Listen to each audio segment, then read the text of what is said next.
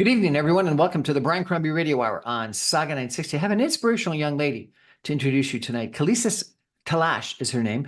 She's an Afghanistan refugee. She left Afghanistan when she was 7 years old, traveled around Asia until she was about 12, and then finally ended up in Canada. We'll talk a little bit about that story. And then when she came to Canada, she didn't actually speak any English at all, had to learn English in a ESL program, and she's got another story about that. And then she decided that she wanted to become a lawyer. And I think that's another interesting story. And so we're going to have a really interesting conversation tonight about dealing with challenges, dealing with being a newcomer to a society, and maybe even a little bit about Afghanistan. Caleesis, welcome to the show. Thank you so much, Brian. How are you? Very well, thank you. Good. So tell me a little bit about your trip from Afghanistan. And I understand you touched down in several different countries, and then you finally were a refugee coming to Canada. Tell me a little bit about that, if you could, how it happened, when it happened, how old you were, etc. First, thank you so much. Well, we left Afghanistan when I was approximately 7 years old. The war broke down. As everyone knows, it was all over the media and news. And we decided to leave and migrate through Pakistani border. And then, of course, a lot of Afghanis did the same thing. And the problem was Pakistan decided to close the border. So we were there for a while, and eventually they made a decision to evict a lot of Afghanis back to So sorry, you Kabul. crossed from Afghanistan to Pakistan? Yeah. When you were 7 years old? Yes, with my parents. Okay. And how did you get across? I understand it's very mountainous. Yes, it was a very, I guess, journey. Cars, trains, walk over the mountains. My parents, my mom especially, put her life in danger to get us out of Afghanistan, because as a refugee, if you were caught leaving Afghanistan, you would have been killed. And sadly, a lot of people died with us. And we were lucky enough to cross. But the sad part is the struggle didn't end over there. We were told by Pakistani government, go back. I don't presume to know, I was really young, but I'm guessing there's a lot of people try to enter their country, which they were the closest, including Iran. So they decided to go back, but we didn't want to go back. So my family decided to go to other countries. So the next step was Hong Kong. You went from Pakistan to Hong Kong? Yes. Don't ask me how we got there. Okay, 'cause I don't remember. so where are you from in Afghanistan? Kabul. Kabul. Capital city. And so this was right in the middle of the war. Afghanistan war. Yeah. And Canada was there, US was there, Allied forces were there. Yeah. And somehow in the middle of this war, you found your way through the mountains from Afghanistan to Pakistan. Yeah, a lot of actually people did that. And in fact, it still happens. We are actually in touch with a lot of families right now that try to escape Afghanistan through the mountains and then get to Pakistan. Now, your family is well educated, I understand. Yes, they are. And were you involved in politics or government or anything? Not at all. My father was a simple professor. So sadly, the thing about Afghanistan is that if you're educated, and especially a little bit educated, you are the first target. So of course, my father, my mom, she was a homeopathic and a doctor as well. So we were first target. So the educated, somebody with house and rich were the first target. Either they'll kill you, take your home away. So those were the first one that they knew that they have to leave. And you have a large family, I understand. Yes, we do. How many people were on this trek through the mountains? We divided into two. So it was myself, 3 sisters, and 2 brothers, and my mom. Oh my God. And so you were in Pakistan. Any idea how long you were in Pakistan? I believe 9 months. 9 months. And then you went to Hong Kong. Somehow you're not quite sure how you got there. And then from Hong Kong, you went to Nepal. Nepal. Yes. And then from Nepal, I don't presume to remember, but I guess India accepted us, a lot of people, including us. And then we went to India. And which we're actually still, a lot of Afghanis are grateful to India. They accepted a lot of refugees, opened their door, provided shelter, food, whatever they could to help those refugees that were running away from war. And then from India, you applied for refugee status in Canada. Is that correct? Yes. And I believe one of our relatives decided to sponsor us to Canada. Okay. And then you came to Canada when you were 12 years old? 12 years old, yeah. And so tell us, what was that first year like? And you were here in Toronto? Yes, we are. Actually, we landed in Ottawa, but a month after we came to Toronto. To Toronto or Whitby or where?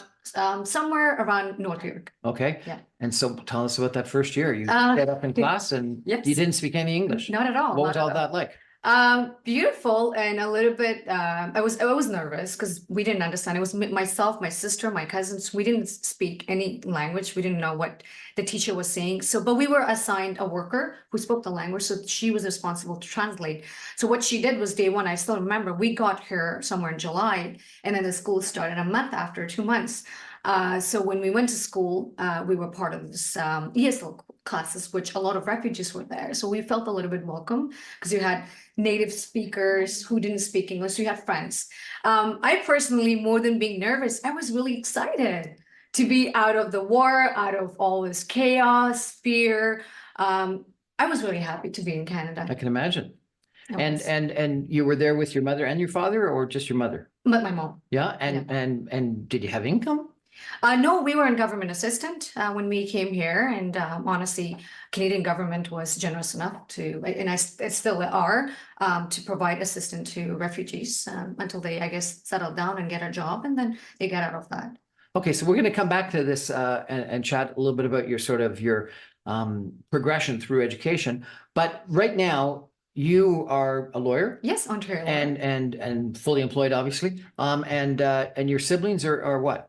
Everybody's married and they have their business, busy with life, but I'm the only one is a lawyer. And are they on welfare, or are they No, no. productive parts of society? Oh yeah, they are. My sister is she runs a daycare. My other sister is a nurse.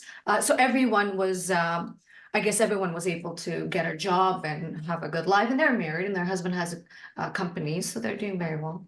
So you know, as you sort of sit back and hear some of the conversations that are, you know, anti-immigration or questioning immigration or anti-refugee or wondering about asylum seekers and that they're a drag on society, and yet your experience is so positive and your family's experience is so positive.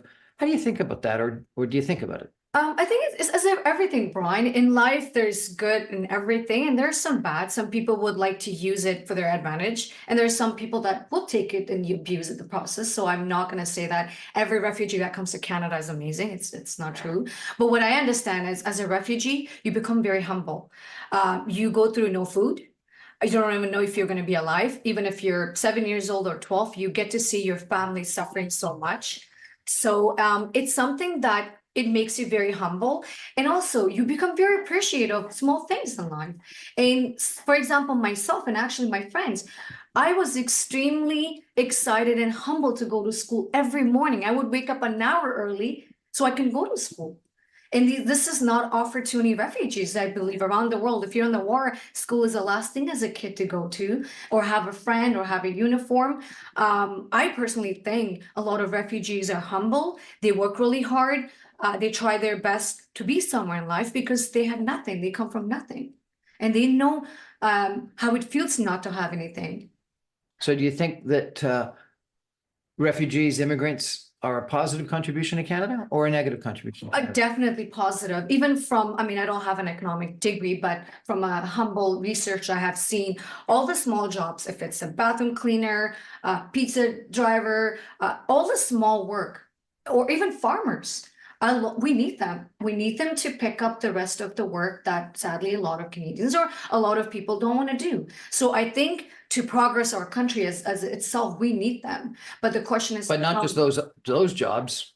You're a lawyer, your sister's a nurse. Thank you. Yes, I understand eventually, I guess, not all of them, I would say, as every human is different, but majority of them, when you give them an opportunity, because sadly they didn't have back home, they will take it. They're hungry for education. They're hungry to work hard, and they're hungry to do something in life because everything was stripped away from them. Yep. You don't have a family, like as a refugee, to say, get up, go do your homework. You don't have anything. You're in a survival mode. When you come here, and it's my humble opinion, a lot of refugees will look forward to go to school, to do something in life. Is that the case with everyone? Sadly, Well, no. and you were in a situation where you weren't educated for a couple of years as you were traveling around the world. Oh, definitely. Education was not on the list. Sadly, for myself and my older siblings, we were not educated at all. How'd you catch up when you came here at age 12? Yes, I didn't speak. I couldn't write my name at all. What I did was I had an amazing teachers. And I think one thing I did different, sadly, a lot of my classmates didn't do, I would approach.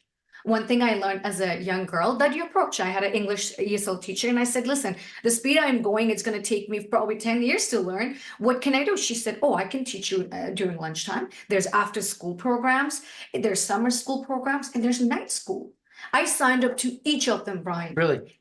Like, I'll tell you this, I have a nephew who told me this year, he said, I have known you all my life. You never took cough during summer. So even when I was in university, I was taking summer school. And you have Where to does try. where does that that drive come from? Where does that drive for ambition and success come from? For me personally, the sacrifice my parents made. They left everything. They left the house. They left their good jobs. They suffered. I have seen my parents suffering without food, putting their life in danger just to get us to Canada. I witnessed it as a kid, and I wanted to do something to especially make my mom proud. The woman has done so much for us. She cleaned homes. She made sure we were safe. She made sure we were fed. We were protected. Women were the last thing to be protected. You would have been sadly raped, killed, and a lot of bad things would have happened. My mom went through so much to protect us. So has my older brother, and my dad. So I feel like I owed that to my family. You know, it's one of the interesting things that, and as you've said, it's probably not for everybody. It doesn't apply to everybody, but it's one of the things that I've found in talking to people like yourself that have either been refugees, even illegal immigrants, and or immigrants, is that unlike some of the rhetoric we hear from Trump in the United States, that's very negative about the type of people that are coming across the border in the United States. And I'm not suggesting that Canada and the United States are the same, but still that negative attitude toward people.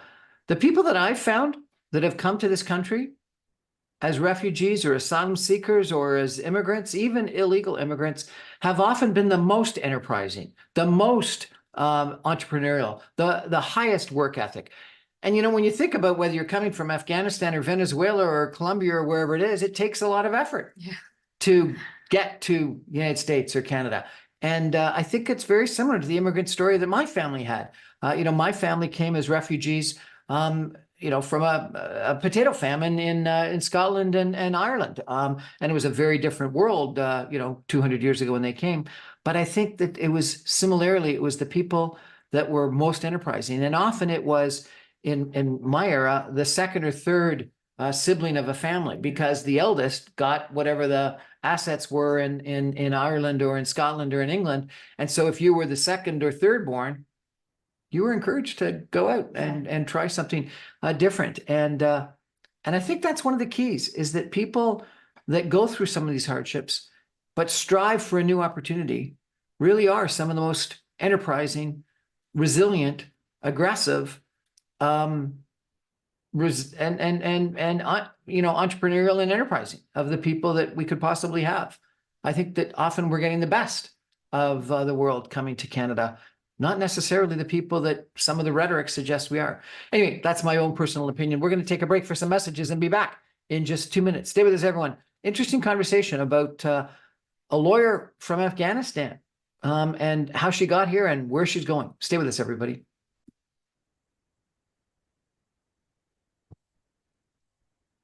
Welcome back, everyone, to the Brian Crombie Radio Hour on Saturday Night 60. We're talking about life as a refugee, as a young person, as an enterprising entrepreneurial lawyer with Caleesis Telesh, who is a refugee from Afghanistan, came here when she was 12 years old, not knowing any English, and today is a lawyer that has been recently called to the bar.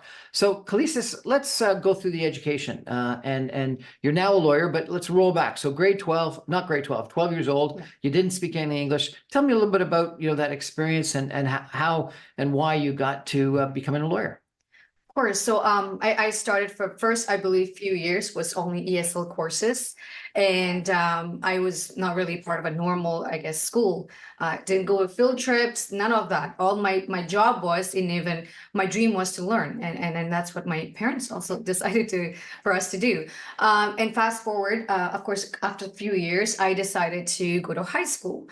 And even in high school, majority of my courses were still ESL courses, but mind that by then I had already night school, day school, summer school. So I don't know, maybe it's the age or I was blessed. I picked up English really fast. So by grade 10 and 11, I already had university courses, and I was honored to finish school by grade 12 and be accepted at York University. Excellent. And I understand you speak several languages. Yes, 6 languages. Six. Yes. 6 languages. Tell me what the 6 languages are. Yes, they're Hindi, Urdu, a little bit of Punjabi, which is from India. We live there. Persian, Iran, and it's Dari, which is Afghanistan in English. Really? That's pretty impressive. Why do you speak what's the language in Iran? It's Persian. And why do you speak Persian? It's actually very similar to Afghani, but also my aunt who traveled with us all this time, she was there. She was from Iran. Oh, okay. So she was almost like my godmother. So I always say Iran. You say it's Iran? Yeah, Iran. So I'm pronouncing it wrong. I apologize. Okay, so you speak 6 languages, and you were taking university credits when you were in high school, and you got to York University. What did you take at York? So initially I did psychology program, but then I did major in psychology, minored in social science. And what then motivated you to decide law? Well, I actually decided very early on. I had a mentor in high school. His name was Robert Holland, Mark Holland's father. Mark Holland, member of parliament. Yes, his father. So he was an amazing man, sadly passed away a few years ago. He was my mentor all this time. So when I was going to high school, I wanted to do volunteering programs. And one day my principal called me and said, Caleesis, you always help in the office. Come, let me introduce you to someone. And that's where I met him. And I said, what can I do? He said, I like to be a legal aid lawyer for this community. And as a legal aid program that would be running out of school. But my problems, I don't speak English. So majority don't speak English? Sorry, they don't speak English. they don't speak English. And then he said to me, well, they're predominantly Hindi, Urdu, Punjabi. I need 4 or 5 people to help me out. And I said, well, I can help you. I speak all the languages, which he was impressed, but amazing criminal lawyer. And he did immigration as well. So I got involved to help him to translate. Every time a client came in after school, what I needed was a credit for to graduate high school, but I ended up staying with him. And he said, I cannot pay you. And I said, no problem. Teach me what you do. And honestly, within few months, I knew that I wanted to be a lawyer. I loved the drive he had, the ambitious as a non-refugee. He had so much compassion. Every time someone spoke, it was not because he was a legal aid lawyer, was not making a lot of money. He gives so much time to each client, respected them, understood their story. And Brian, he worked day and night to help these people. Really? And I'm getting a little bit emotional because he passed away. I wish he was alive to hear this. But I knew that I wanted to be a lawyer, and I wanted to be like him. He was an ethical lawyer, never took any gifts and money, ever. He would go out of his way to help his clients. He did pro bono work. And a client came in and said, I didn't get approved for legal aid, and he was going to go to jail. This lawyer decided to take the case. Really? Yes. So he inspired me to be a lawyer. And I understand you did law in the UK. Yes, I did. And so what was it like going to the UK for law? Amazing. Lots of learning. And where were you? Birmingham. Birmingham, which is Yes. what, halfway between London and Yeah. Manchester, right Yes. in the middle of the English Isle. Yes, correct. So Birmingham is only 40 minutes, minimum 30 minutes train right from, it's like going from downtown to Whitby. Oh, really? That's that close? Okay. Oh, their transportation system is amazing. I always talk about So did you this. spend most of your time in Birmingham or most of your time in London? Birmingham. Yeah, and what is Birmingham like for law school and for city? Amazing school, very clean. And actually their 73% of population is under 25, which is all international students. Amazing, one of the beautiful school I've ever seen in my life. Very beautiful, the architect, the green, the support system they have for students, and diversity. I met everyone around the world there. I met people from China, I met people from Hong Kong, India, and all the amazing people that you can think of were actually going to that school. And that's what, 2-year program? Yes, 2 years program. So what Birmingham offers is they offer 2 years graduate program for students that already have their university degree, and they can just finish their law school in 2 years. And Brian, majority of their courses were actually Canadian based.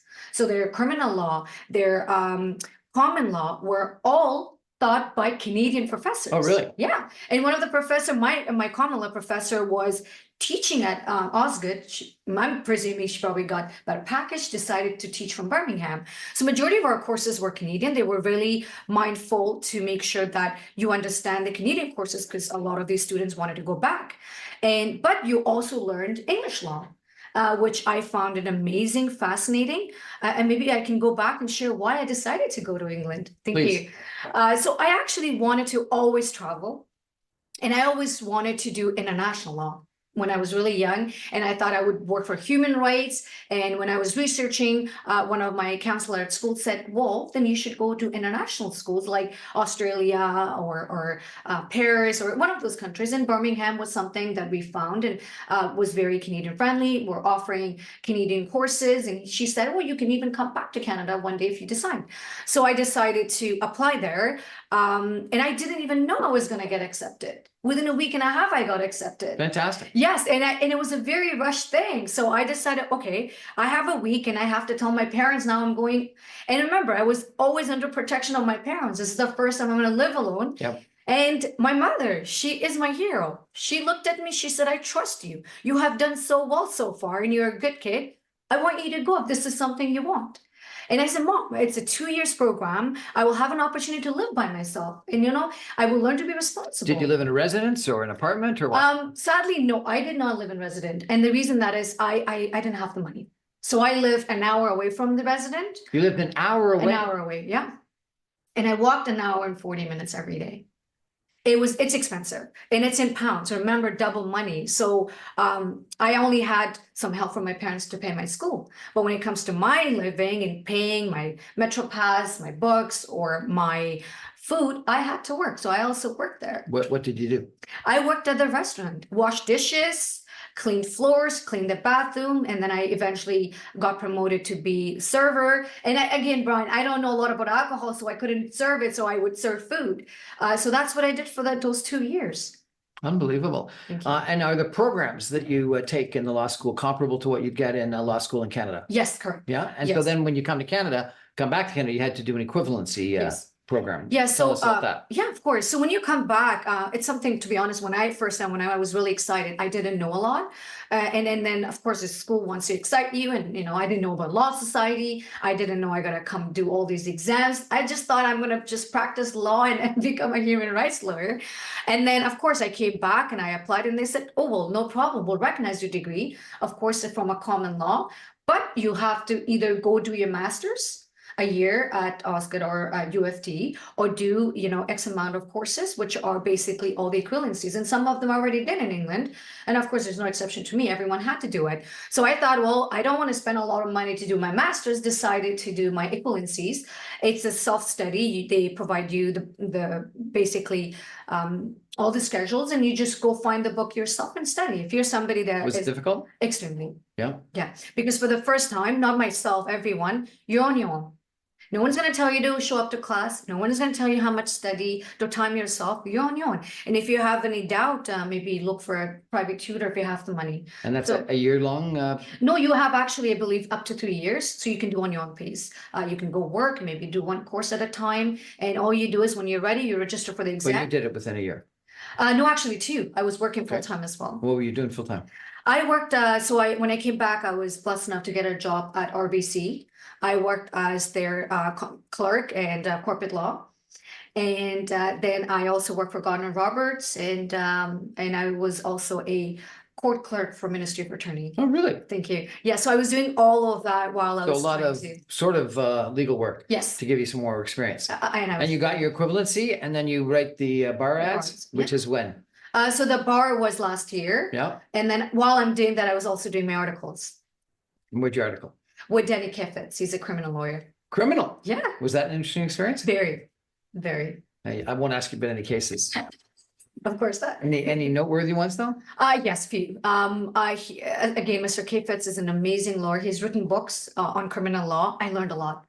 I worked 16 hours, but I'm honored. I'm honored that I met someone with so much experience, so much drive, So much ambitious. I'm very honored that I worked with him. I learned a lot. It's something that I don't think I would have learned if I didn't work with him. And then you recently got called to the bar? Yes, correct. In June. When? June. Would you have a big party? Yes, we did. Yeah. With my family, yeah. Your mother and father must have been extremely proud? They are. Yeah. They are. Okay. I'm honored and humbled. And so what's next? Well, I decided to take the liberty of registering a sole practitioner business, and I would like to do immigration, corporate law. What I'm actually looking for is a mentor, someone that knows corporate law very well, someone who is willing to offer a hand that has been offered to so many in the past. Because corporate law is where you'd like to focus. Yes, it's something that it aligns with my personal belief and view. I love business. I believe in business. And so a little bit backtrack. While I was, I didn't do my articles, this is way before, while I was doing my equivalency exams, I was fortunate enough to work as a clerk for Mr. Fiegel, for a couple of other lawyers, and I learned corporate law. And when I learned corporate law, I said, this is something I really want to do, Brian. So I decided to learn a lot, sometimes work for free. I've done a lot of free work, and guess what? I don't neglect, or I don't regret any of them. Yep. A lot of networking, a lot of free work, and I think I'm blessed enough for a lot of people to even accept me, to, you know, even shadow their work, because that kind of brought me a little bit more advanced than my fellow friends who still are a little bit sadly unsure what to do. Yeah. What an impressive career and educational background. And as we talked about in our first segment, you know, what resilience and strength and entrepreneurial nature that you've shown by doing all this work, by working for Mr. Holland, by going to the UK for your law degree. I'm very impressed. Thank you. Thank you. Good luck. Thank you so much. We're going to take a break for some messages and come back and talk a little bit about Afghanistan. Stay with us, everybody.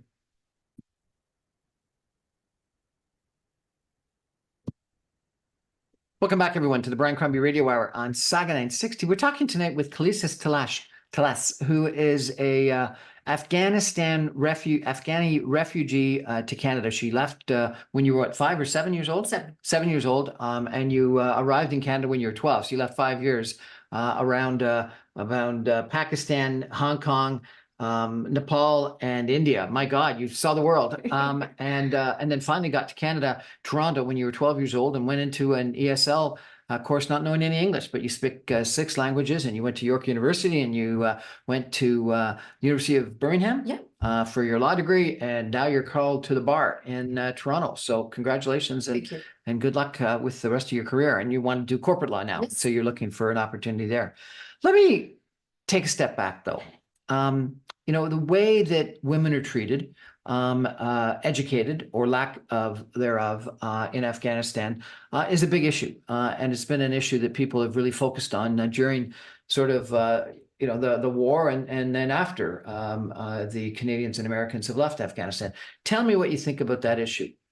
It's a very unfortunate situation. I mean, even around the world, wherever the war is, sadly, it's really sad that everybody's impacted, men as well, but I guess women are more impacted, children are more impacted. And that's a sad story that has been happening in Afghanistan for the last 40 years. There's a Russian war, and then every country wanted at some point to conquer Afghanistan, but whatever reason they had. So Afghanistan has been going through a lot, and then sadly a lot of innocent people have been suffering a lot, and still. And it kind of got worse when US decided to leave. It actually, they have sadly undone all the work that a lot of people were in school, universities, colleges, businesses running, women were able to drive. Everything was good. When US left, it actually went from bad to worse, because they left it sadly to, I don't presume to know the politics side of it, but they left it to the worst hand, which was the Taliban's. Now, you're dressed extremely fashionably. I understand you told me that your mother in the 1960s would have dressed in a similar, very fashionable way, actually miniskirts. So, you know, that's not something that a lot of people here in Canada or the West would understand. So were females very modern in Afghanistan before? Of course. So when it comes to, I guess, the covering or a religion aspect of it. If you are back in the days, if you were covering, that's for your religion. It's absolutely respected in any country, including Afghanistan. But the Kabul itself, where women were allowed to wear a miniskirt, women were allowed to go to universities, colleges, smoke. So it was a very modern country. And in fact, it's very interesting. If you type Afghanistan in the 60s, Queen Elizabeth decided to visit Afghanistan to watch how women dressed up so they can take that fashion and bring it to Europe. And it's a beautiful, black and white clip on YouTube that you should see. And sadly, a lot of people in the West are not aware because all you see is covered up, cover faces, and it's actually a force. I still understand there's some of them that probably would do for religion, but we have families, we have friends, it's all forced. You don't cover, you will be killed. You will be killed. You will be killed. You will be stoned. You will die. It's very scary. So you have to listen to the government that's running the country right now. And as a woman, you cannot go to school anymore. Now, there's quite a political uproar over, a female that was stoned to death in Iran. Yeah. Are there similar efforts in Afghanistan? Oh, absolutely, absolutely. Sadly, it's not covered. A lot of them are not covered. It's a sad norm that has been happening to Afghanistan, Iran, and all the small countries around it. And it all started after the war. And you can understand, Brian. So pick right now Canadian, a 40 years old Canadian. Now take him, don't give him education, put him in the war, no food. Just a man itself, a normal man, will become not normal. Forget about the PTSD. That is what Afghanis has been going through for a minimum 40 years. A 40 years old right now never went to school. Never went to school. No, because it's the war. People can't afford to go. Males and females. Correct. Now, and those that went maybe briefly did, but when US decided to leave, all the schools are shut down. And I'm sure you probably saw the news. Every time there's a small or big university or small children died. Hundreds and hundreds of children would die if they go attend school. Their suicide bombers will leave bombs around the school.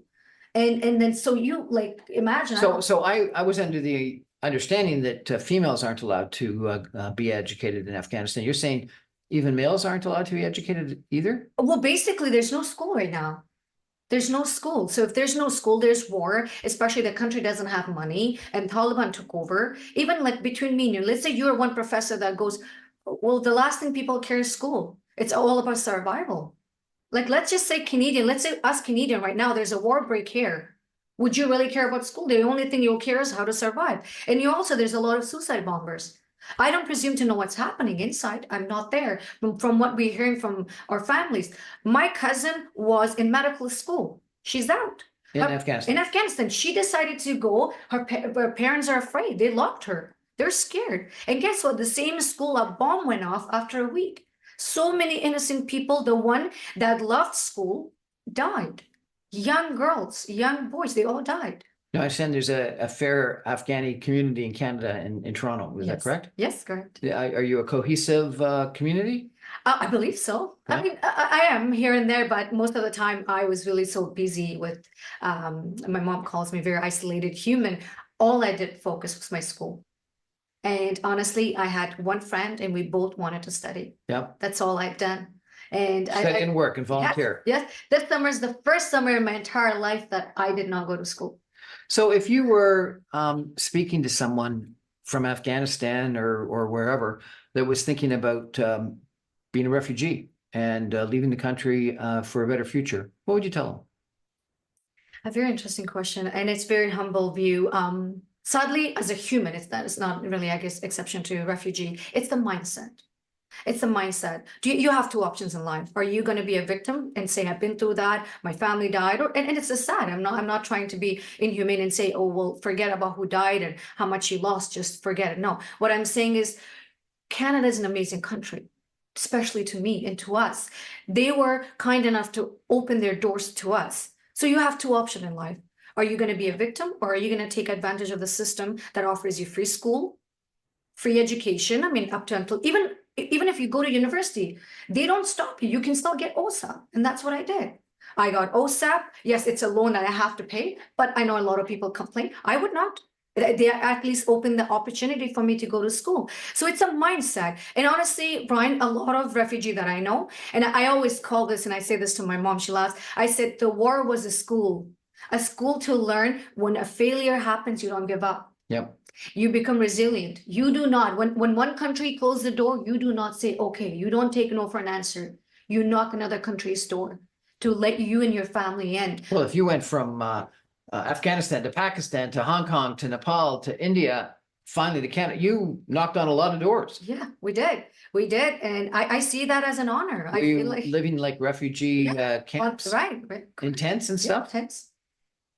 Really? Yeah. And now you're a lawyer. Yes, correct. With a lot of hard work actually. But I would never give all the credit to myself. I think it would be unfair. Who do you give the credit to? Everyone. It was myself when I was so tired that I was going to pass out during exam and I was extremely sick. I didn't give up. I could have probably deferred it, but I didn't. It was to my teachers when I went to them and I stayed 4 hours extra. They decided to give me their time. They saw that this girl wants to learn. I want to thank each and every of them. There's so many names. I want to thank my mentors, amazing people I have met in my journey that when they notice I want to go to school, they offered not one hand, 10 hands. If it's from making a recommendation, if it's helping me to do my law school application, if it's recommending me for a job, or simply as offering me a piece of advice. And it's my mom who believed in me as a woman and said, you can do this. On days that I have doubt, and guess what, Brian, we all do. I had doubts, especially on my last exam. I was extremely sick. I didn't know if I was going to make it. And my mom, she looked at me, I cried. I said, I don't know if I made it, Mom. I'm really nervous. She said, there's always another chance. And I know you're someone you're not going to give up. So why are you upset? And that small piece of encouragement was more than enough. Sounds like your mom is pretty inspirational. Where did her resilience and inspiration I come think the from? war. I think the war, my mom, as I said, when the war broke, we didn't leave right away. She was a woman that decided to help so many women out there. And when the bomb went off, a lot of children were without parents. A lot of people didn't know. So my mom decided to, and she's a homeopathic herbalist and a doctor. She decided to treat people for free. She would walk at night miles away. If there's a bomb in the house, look for survivals. This woman did it by herself with my brother while she would lock me and my siblings. And my dad was missing for some time because that's how the war happened. Everybody decided running like every direction you could. And you said lock you, so lock you. Well, basically put us somewhere really safe. Because if somebody found us, I don't know what would have happened. And this is not an exception to Taliban, even people go crazy when war happens. Anybody would either hurt you or do whatever they could. So she's my inspirational hero. She's done a lot for a lot of people and she still does.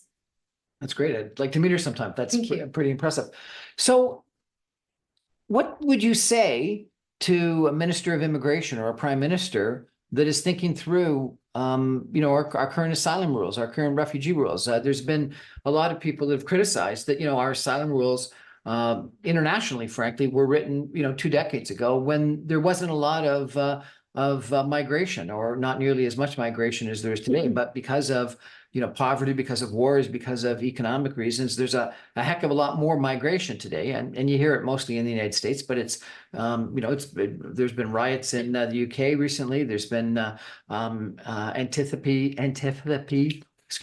in Germany and France, elsewhere, to migrants, to refugees, to immigrants. What would you say to the Prime Minister, the Minister of Immigration, about that? Well, first of all, I actually want to offer my humble thanks. Canada, Brian, my personal opinion, again, I'm sure a lot of people might share different. We're a lot welcoming, more than US, more than UK, more than any other country. When we didn't only apply to Canada, we applied a lot of other countries. Canada was the first one to open doors for not only us, a lot of unfortunate people. So I personally don't want to criticize. I think we have a lot of smart and humble and good ministers, lawyers, politicians that are trying their best. Do we need to implement a little bit? I believe so. My personal opinion is don't dump all of them in Ontario. Maybe dumped in somewhere else. So they have, not only we're building other part of our Canada, but because here's the thing, Ontario is overcrowded.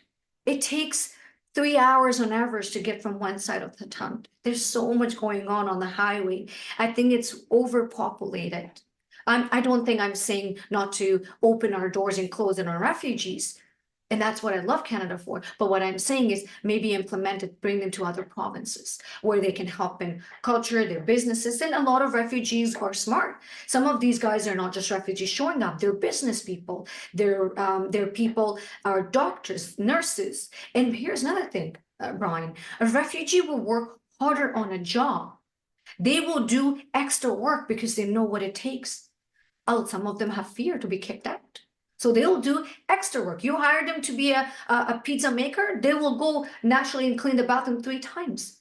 Not only they know that this job is a lot better than being in the war and not being able to do anything, so they appreciate.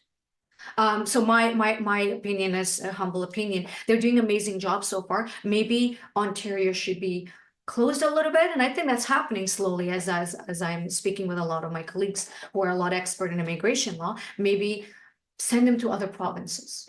You said a couple of times when we were talking about your high school time that you wanted to be a human rights lawyer. Now you want to be a corporate lawyer. Correct. Why not a human rights lawyer anymore? I'm still open for that. And the reason I'm is because I'm sure there's human rights lawyer, the reason that refugee like us made it.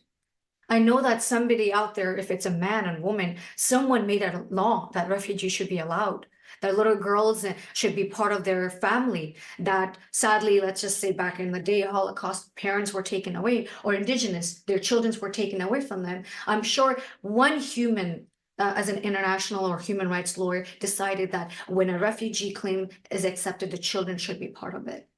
That's why it was really deep, very, very deep personal view that I said as a young girl, that they offered me safety, shelter, an opportunity to go to school. I don't need to worry. Were you ever separated from your mother when you were, traveling around No, all these thankfully. countries? No, thankfully, I was always with her. As that's what I said. My mother was my hero. She did a lot for us. You hear these stories of Yeah. families being separated. Yeah, we know I just think actually. it's terrible. Yeah, we actually know a family that recently, actually, she found her daughter after 15 years. Really? And the daughter was in US. Yeah, and actually there's Afghani channel now that they make it, and if you have so-and-so and you're looking for a best friend 20 years ago, 30 years ago, You can find- my mom found her 40 years old friend through that channel. She's in US. So yes, it's really sad and it's very common, but we were fortunate enough that it didn't happen to us. What an incredible story. I really Thank you. appreciate you coming to join us tonight to tell us a little bit about your background and how you've got through learning the language and going to school and becoming a lawyer and now pursuing your career, and at the same time talking a little bit about the life of a refugee and an immigrant and talking a little bit about the policies of it. So I really appreciate it. Pleasure. So We're going to take a break and come back with a couple of my own personal comments on this in just 2 minutes. Stay with us, everybody.